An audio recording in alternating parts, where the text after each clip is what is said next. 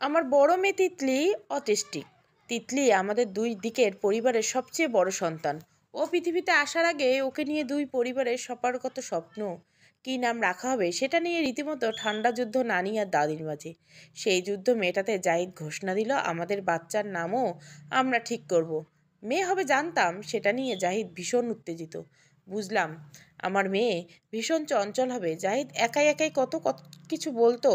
আমার পেটে কান ঠেকিয়ে বলতো, দেখছো না তোমার পেটে কেমন ছটপট করছে। আমি শুনতাম আর হাসতাম। ও সেই না দেখা চঞ্চল মেয়ের নাম ঠিক করে রেখেছিল তিতলি। তিতলি শব্দের অর্থ প্রজাপতি। সোনার চামচ নিয়ে নাতনির মুখ দেখেছিল আমার শাশুড়ি। নানা নানি দাদা দাদি চাচা ফুফুদের আদরে তিতলিকে বিছানায় শোয়ানোর সুযোগ দিনের বেলা পাওয়া যেত না। সবার আদরে কোলে কোলে বড় হচ্ছিল সে। সেই দেখতে আসতো, বলতো কি ফুটফুটে বাচ্চা আর কি ভীষণ শান্ত। ছোটবেলায় মেয়ে আমার খুব কম কান্নাকাটি করতো, সময় মতো খেত, বেশি রাগ জাগতো না, আমাকে একটুও জ্বালায়নি সে। এমন লক্ষ্মী বাচ্চা আসলে খুব কম দেখা যায়। সবার চোখের মনি সে। দিনগুলো কি সুন্দর কাটছিল। যেই বয়সে বাচ্চারা হাসে সে হেসেছে তার কিছু পরে। বাচ্চারা হাসি প্রথম দিকে এমনিতে অর্থবোধক থাকে না, তারা হাসে অকারণে। আমরাও সেই অকারণে হাসি দেখে উচ্ছ্বাসিত হতাম। শব্দ করত অর্থহীন, সেই শব্দ আমার আর জাহিদের কাছে গানের চেয়েও মধুর লাগতো। 1.5-2 বছর বয়স পর্যন্ত তেমন কোনো অর্থপূর্ণ শব্দ সে বলেনি, বাবা অথবা মাও না। কিন্তু সেটা নিয়ে আমাদের কারো কোনো দুশ্চিন্তা হয়নি। তাছাড়া ওর জন্মের বছর দেড়েক পরে আমার মা মারা গেলেন। মায়ের মৃত্যুতে আমি বেশ ভেঙে পড়েছিলাম। শাশুড়ি মা মাঝে মাঝে আমার সাথে এই প্রসঙ্গ তুলতে গেলে আমার মুখ ভার হয়ে যেত। সব বাচ্চা কি একরকম হয় মা? এক এক বাচ্চা এক এক বয়সে হাঁটে, এক এক বাচ্চা এক এক বয়সে কথা বলে। তাছাড়া ও তো শব্দ করে, বোবা হলে তো শব্দ করতো না। উনি কি একটা বলতে চেয়েও বলতে পারতেন না। 2 পার হয়ে যখন 3 চলছে তখন একদিন জাহিদ বলল, আচ্ছা তিতলিকে ডাকলে ওর পাশে জোরে হাসলে শব্দ হলে ও তাকায় না কেন? বাবা এই কথাটা বলতে পারলে আমার মায়ের মন কোনোভাবে কোনো দিককে কিছু মেনে নিতে চাইছিল না। এদিকে আর বছরখানেক পরে তো স্কুলও শুরু করতে হবে, তখন তো কথা শিখতে হবে। চিন্তা আমারও ততদিনে কিছুটা শুরু হয়েছে। জাহিদের দিকে খুব করুণ চোখে তাকিয়ে বললাম, কি বলতে চাইছো? আমার দিকে তাকিয়ে ও আমার মন খারাপটা টের পেল। তারপর আমার হাতটা হাতে নিয়ে বলল, ওকে একবার কানের ডাক্তারে দেখাই চলো। জাহিদের কথায় আমি রাজি হলেও আমি জানতাম ওর কান ঠিকই আছে, না হলে ও শব্দ করতো না। পরের দিন অফিস থেকে আগে বেরিয়ে আমরা ওকে নিয়ে গেলাম একজন বিশেষজ্ঞর কাছে। তিনি সব দেখে বললেন, আমি তো কোনো অসুবিধা দেখছি না। ডাক্তারের কাছ থেকে ফেরার পথে জাহিদকে ভীষণ বকা দিলাম, খামাকা ভয় দেখিয়ে দাও আমাকে, আমার মেয়ে ঠিকই আছে। কারো কাছে কিছু স্বীকার না করলেও সারাক্ষণ একটা অস্বস্তি হতো। এত সময় লাগছে কেন কথা বলতে? অনেকে বলতো কোনো কোনো বাচ্চার বেশ দেরি হয়। কেউ কেউ বলে সারাদিন চাকরি করেও কাজের মেয়ে আর বুড়ো শাশুড়ির সাথে হয়তো বা ওর কথা বলে না। এসব কথা তীব্র অপরাধবোধে মন ছেয়ে যেত। শেষ পর্যন্ত নিজের সব অস্বস্তিকরকে চাপা দিয়ে চুপি চুপি একজন শিশু মনোরোগ বিশেষজ্ঞর কাছে নিয়ে গেলাম। আপনার বাচ্চা একজন স্পেশাল চাইল্ড, যাদেরকে বলে অটিস্টিক। ও শারীরিকভাবে সুস্থ কিন্তু মানসিক ম্যাচুরিটি কম, অর্থাৎ বয়সের সাথে শরীর বাড়লেও ওর মন থেকে যেতে পারে অনেকটা শিশুর মতো। তার মানে ও কি কথা বলতে পারবে না, স্বাভাবিক জীবনযাপন করতে পারবে না? আমি হয়তো আর্তনাদ করেছিলাম। এসি চেয়ারে বসে কুল কুল করে ঘামছিলাম আমি। আমার হাত শক্ত করে ধরেছিল জাহিদ, আর আমাদের পাশে বসে অদ্ভুত শব্দ করছিল তিতলি। সেদিন থেকে শুরু হলো আমার অন্যরকম জীবন, বলা যায় জীবনের সাথে যুদ্ধ। কথা বলছে না, শুরু হলো খোঁজখবর। অনেক খুঁজে পাওয়া গেল এক স্পিচ থেরাপির সন্ধান। সপ্তাহ 3 দিন অফিস কামাই করে ওকে নিয়ে যেতাম ওখানে। অফিস থেকে বের হতাম যখন আগে আগে নিজেকে চোরের মতো মনে হতো।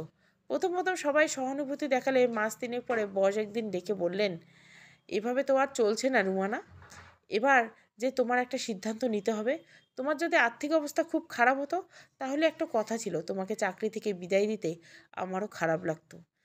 মাথা নিচু করলাম, করে বললাম, আমি বুঝতে পেরেছি স্যার। লজ্জায় চোখ তুলতে পারছিলাম না। সেই চোখ দিয়ে ফোঁটা ফোঁটা জল ঝরছিল আমার হাতের উপর।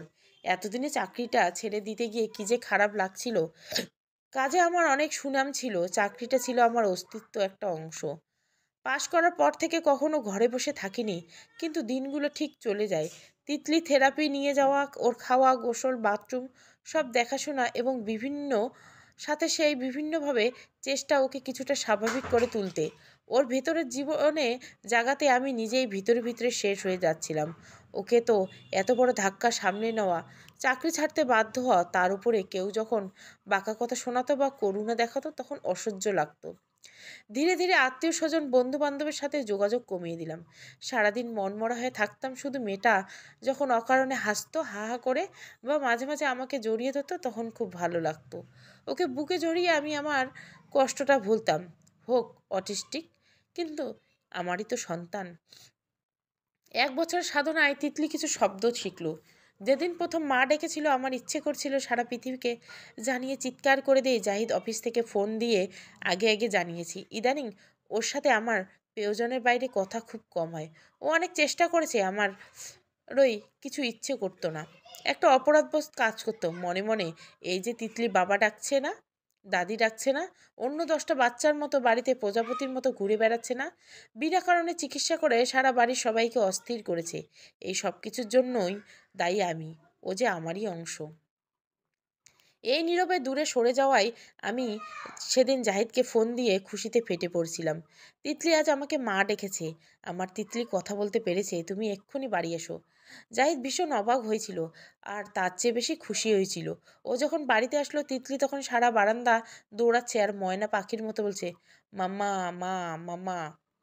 ওকে কোলে নিয়েতে গিয়েও থমকে যায় জাহিদ। ততদিনে আমরা জেনে গেছি তিতলি যখন তখন বিরক্ত করা যাবে না, তাহলে সর্বনাশ।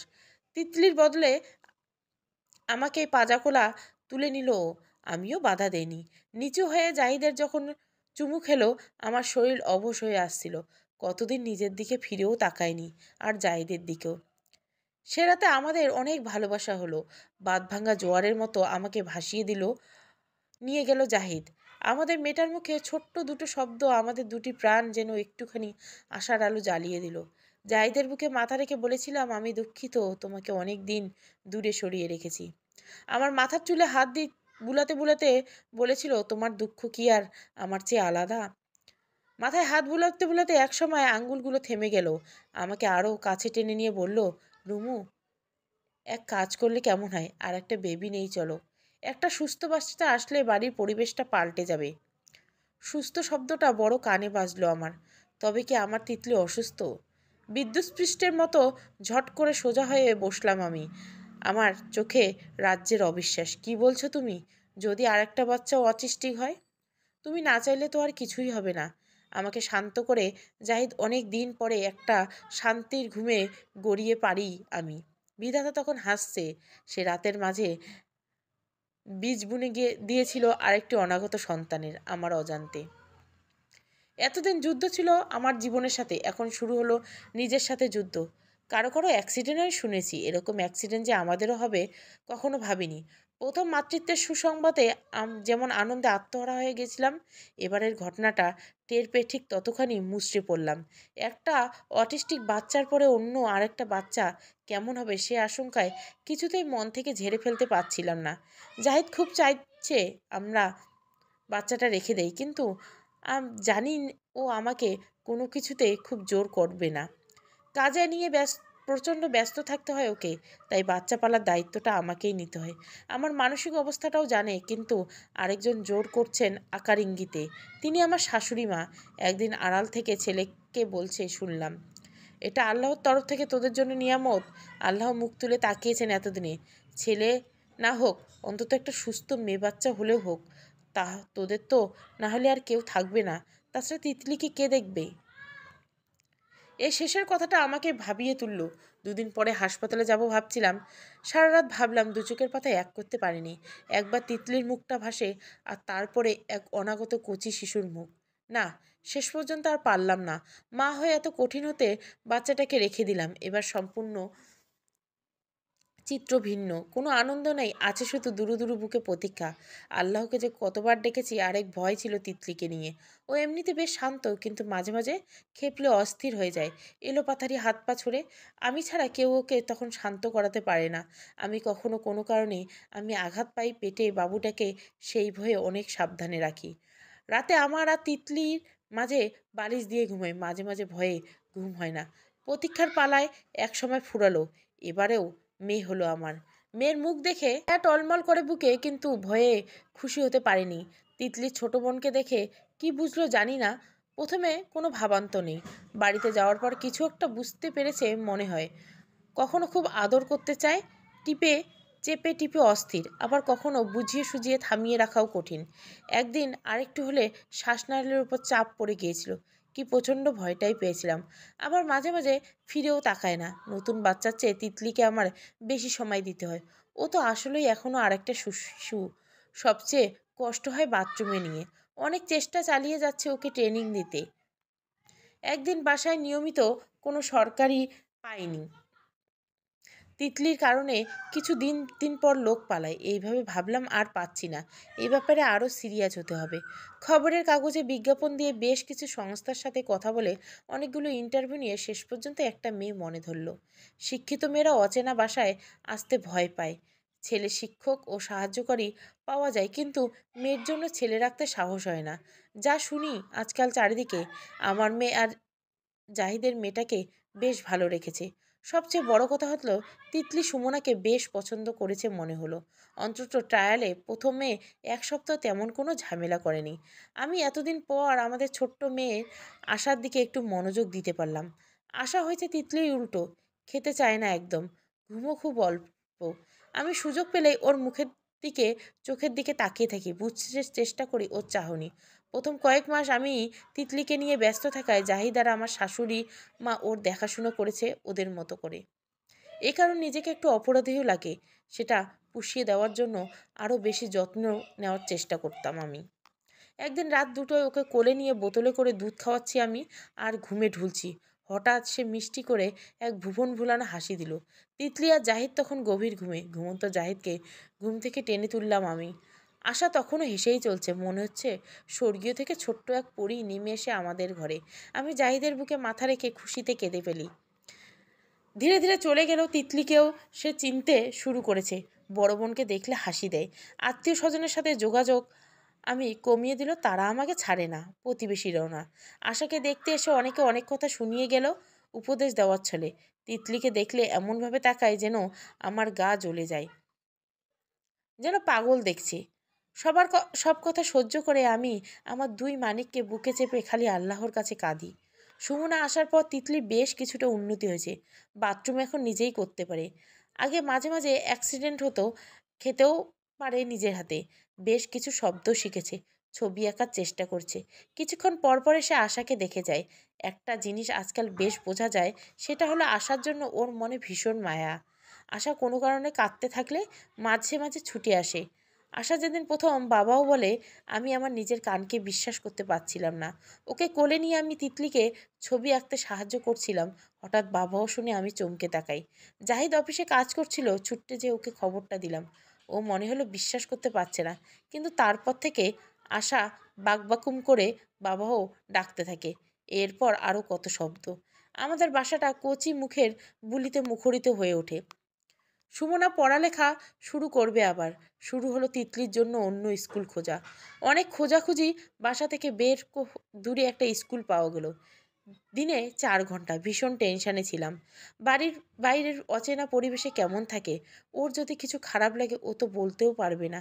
খিদে পেলে, বাথরুম লাগলে, এগুলো তো আমি আর সুমনা বুঝতাম। এখন কি হবে যদি খুব বেশি অস্থির হয়, আঁচড় টাচড় দেয়, কেউ থামাতে না পারে? এই প্রথম মনে হলো আমার মেয়েটা কত অসহায়। আবার ওকে তো অন্তত কিছুটা হলেও নিজের কাজ করা চলা শিখতে হবে। দিনের পর দিন বুঝিয়েছি, প্রথম দিন নামিয়ে আসার সময় বেশ চিৎকার করেছিল। আমি এরকমই পালিয়ে এসেছি। পুরো 4 ঘন্টা স্কুলের সামনে বসেছিলাম। ওদিকে বাড়িতে আশাকে রেখে এসেছি বুয়ার কাছে। শাশুড়িমা যদিও আছেন, তবুও ভীষণ দুশ্চিন্তা হচ্ছিল। সময় মতো ডাইপার বদলাবে তো? যদি বেশি কান্নাকাটি করে। এভাবে টানা 1 সপ্তাহ যাওয়ার পর পরিস্থিতি একটু উন্নত। একজন টিচারকে ওর কিছুটা পছন্দ হয়েছে, শিখা মিস। তার সাথে আঠার মতো লেগে থাকে। স্কুলে কতটুকু কি শিখেছে জানি না, তবে ছবি আঁকতে বেশ পছন্দ করেছে এটা বুঝি। কম্পিউটারে কি যেন সব করে। খেলার মাঠে খেলতে নিয়ে গেলে অন্য বাচ্চাদের সাথে বন্ধুত্ব না হোক, মারামারি তো করছে না। এটুকুতে আমি ভীষণ খুশি। আসার বয়স 3 হওয়া পর্যন্ত আমি বাসাতেই ছিলাম। এই মেয়ে দুরন্ত। বোন স্কুল থেকে আসলে ছুটতে চলে যাবে দরজার কাছে, ওর ঘাড়ে পিঠে উঠে বসে থাকবে। ওর নিজের খাওয়া জোর করে তিতলির মুখে ঢুকিয়ে দিতে চায়। তিতলি যেন ওর একটা খেলনা। ঘরে থেকে আমি হাঁপিয়ে উঠছিলাম প্রচণ্ড। সামাজিক কোনো জীবন নেই। জাহিদ অনেক দিন ধরে বলছে কাজে ফিরতে, আমার সাহস হচ্ছিল না। অবশেষে আশা যখন স্কুল শুরু করলো, আমি একটা পার্ট টাইম কাজে ঢুকে গেলাম। তিতলির স্কুলের পাশেই একটা বাচ্চাদের স্কুল, যেন ওকে আনা নেওয়া আমি করতে পারি। প্রথম দিন বাসা থেকে বেরিয়ে খুব নার্ভাস লাগলো। পারবো তো? কাজটা কি ঠিক করলাম?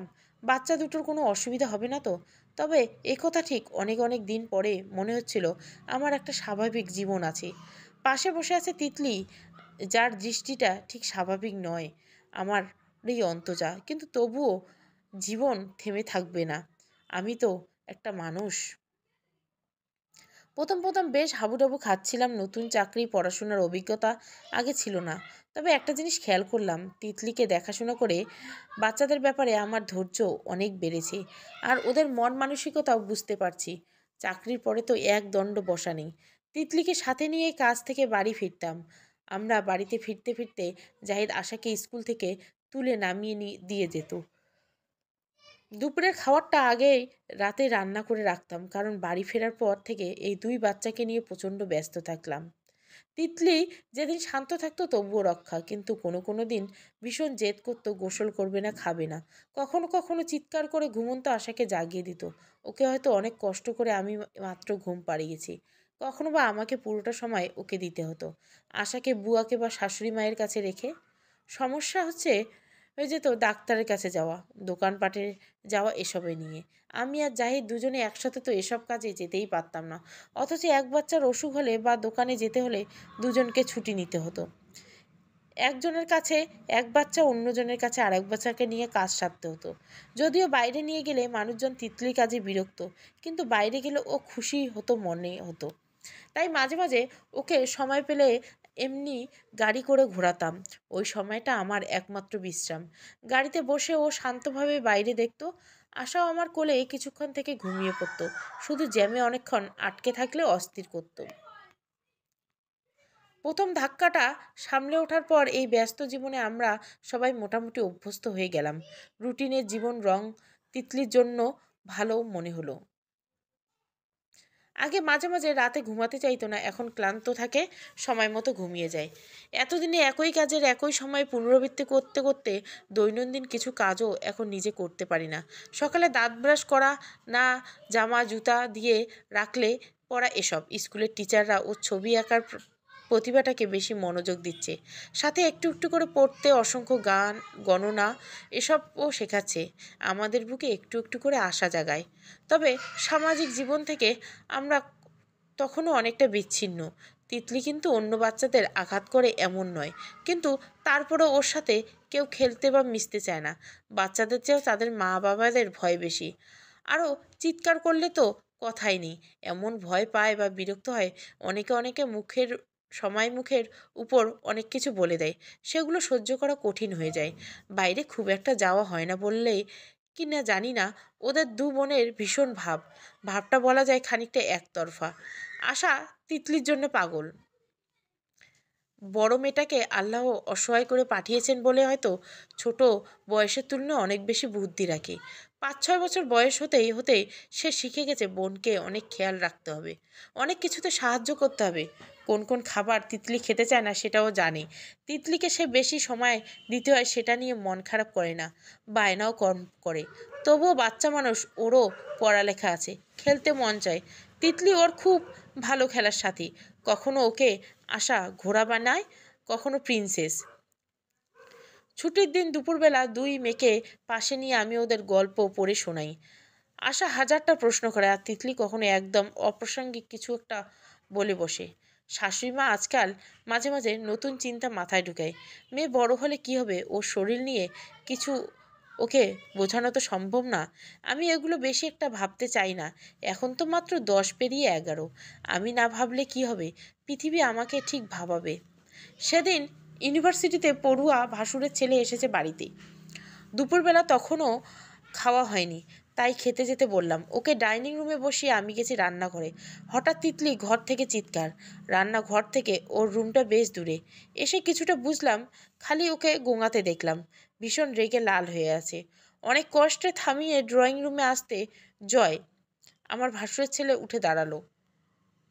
আমায় যেতে হবে চাচি, এক বন্ধুর বাসায়। আমাকে তেমন কিছু বলার সুযোগ না দিয়ে একরকম পালিয়ে গেল। ওর মুখে বেশ কয়েকটা আঁচড়ের দাগ। আমার হাত পা হিম হয়ে গেল। সামনের দিনের কথা ভেবে আমার চোখে মুখে অন্ধকার দেখি। দেখতে দেখতে মেয়েটা বেশ বড়সড় হয়ে গেছে। আজকাল রাস্তাঘাটের ছেলেরা কেমন করে যেন তাকায়। ওকে ফ্রক ছাড়িয়েছি অনেক আগেই। জামা কাপড় ঠিক মতো সামলাতে পারে না বলে, কিন্তু অন্যার ঝামেলা তো পড়বেই না। মাথায় আবার নতুন চিন্তা। ঢোলা ঢোলা সালোয়ার কামিজ ধরনের কাপড় খুঁজে বের করি হন্যে হয়ে। সেগুলো পরে ওকে আরও অদ্ভুত লাগে। আর আমার মন খারাপ হয়। সারা জীবন কখনো লম্বা চুলও রাখতে দেয়নি। আর তারপর একদিন ঠিকে চলে এলো সেই দিন, যার ভয়ে আমি কাটা হয়েছিলাম। স্কুল থেকে ফোন এলো। ফোনটা ধরতে ধরতে আমার মন বলছিল একটা কোনো খারাপ খবর। খারাপ বা কি বলি, এটা তো প্রকৃতির স্বাভাবিক নিয়ম। তিতলির পিরিয়ড শুরু হয়েছে। সেদিন নিজেকে আমার এত অসহায় লাগছিল, বাসায় নিয়ে এসে পরিষ্কার পরিচ্ছন্ন করে দিলাম। ও খুব কাঁদছিল, মনে হয় ব্যথা করছিল। নিজের কথা মনে হলো, আমিও জানতাম না, তাই অনেক ঘাবড়ে গিয়েছিলাম। কিন্তু আস্তে আস্তে যখন বোঝানো হলো সবার তো এটা হয়, কদিন পর ঠিক হবে, তখন একটু একটু করে ভয় কেটেছে। এই মেয়েকে আমি কীভাবে বোঝাবো? আর না বোঝালেই তো ওর ভয় কাটবে না। মেয়ে থেকে যেগুলো হয় সেগুলো তো অভ্যস্ত, কিন্তু সেটা তো সেরকম না। আমার এই আশঙ্কাটা সত্যি হলো। ওকে এটা ঠিকমতো বোঝানো গেল না। আর ওর সাথে আমাকেও ছুটি নিয়ে বসে থাকতে হলো প্রথম কদিন। ওকে ওর কাপড় চোপড় সব ঠিক রাখতে, সামলে রাখতে নতুন চিন্তা মাথায় যোগ হলো। এভাবে আমি চাকরি করব কিভাবে? কিন্তু আমার এই মোটামুটি বন্দি জীবনে চাকরিই একমাত্র খোলা জানলা। সে জানলা আমি বন্ধ হতে দেব না কিছুতেই। বেশ কয়েক বছর ধরে চাকরি করছি, সিনিয়র বলে বেতনও বেড়েছে। পয়সার মায়া ত্যাগ করে আবারও লোক খোঁজা শুরু করলাম। মাসের ওই কয়দিন আমি ওর সাথে থেকে ওর দেখাশোনা করব এমন লোক প্রায় অসম্ভব কাজ মনে হচ্ছিল। ও এখন বড় হয়েছে, কিছুতেই বাইরের কারো সাথে সহজ হতে পারছিল না। তাও এমন একটা ব্যাপার, শেষে উপায় না দেখে ওকে একটা মেয়ের সাথে স্কুলে নিয়ে আমার টিচার্স রুমে বসিয়ে রাখতাম। মনে হচ্ছিল আমার যুদ্ধ আর শেষ হবে না। বছরখানেক লেগেছে ওর অভ্যস্ত হতে। সময়ের গতিতে শরীরে সব পরিবর্তন এসেছে, এগুলো তো আর আটকে রাখা যাবে না। ওকে স্কুলে নামাতে বা তুলতে গেলে মাঝে মাঝে দেখি ওদের ক্লাসের ছেলেগুলো বড় হয়ে গেছে, গোফের রেখা। মাঝে মাঝে দেখা যায় সবার সামনে মাকে জড়িয়ে ধরে ঠোঁটে চুমু খাচ্ছে অনবরত। আবার বেচারি মা বিব্রত, থামাতে চাইছে। এই মায়ের কষ্ট কে বুঝবে? এর মধ্যে একটা বিরাট ঘটনা ঘটেছে। ওর আঁকা একটা ছবি জাতীয় পর্যায়ে প্রথম পুরস্কার পেয়েছে। সেই ছবির পুরস্কার আনতে গিয়ে আমি খুশিতে হাপুস নয়নে কেঁদেছি। আমাকে কাঁদতে দেখেও ও চোখের পানি মুছে দিয়েছে। আর আমার এই কাণ্ড দেখে আশা হেসেই অস্থির। একবার বাবাকে জিজ্ঞাসা করলো, মা কি পাগল হয়ে গেছে, খুশিতে কেউ কাঁদে? আশা তো জানে না যে একজন নামকরা পাবলিশার তিতলির জন্য চুক্তি সই করেছে আমাদের সাথে। তার ক্যালেন্ডারের সব কোম্পানির পত্রিকা, বইয়ের কভার, এগুলো ছবি এঁকে দেবে তিতলি। 1 বছর চুক্তি হয়েছে, কাজ পছন্দ হলে এই চুক্তি বাড়ানো হবে। আমার ব্যাগে তখন পাবলিশারের দেওয়া এগ্রিমেন্টের 20,000 টাকার চেক। আমার স্পেশাল বাচ্চার প্রথম ইনকাম। এই টাকাগুলো আমি রেখে দিব। ওকে একটা আর্ট গ্যালারি করে দিব। ও মনের মতো ছবি আঁকবে, গ্যালারিটা দেখাশোনা করতে আশা সাহায্য করবে। একদিন নাম করা শিল্পী হবে তিতলি। এত সুখ কি আমার ভাগ্যে আছে? ভাবতে ভাবতে আমার চোখের জল চলে আসে। আশা আছে বলেই তো আমরা বেঁচে থাকি। আশা আমাদেরকে বাঁচিয়ে রাখুক, জীবনকে এগিয়ে নিয়ে যাক। গল্পটা ভালো লাগলে অবশ্যই লাইক, শেয়ার এবং সাবস্ক্রাইব করবেন। Thank you for watching.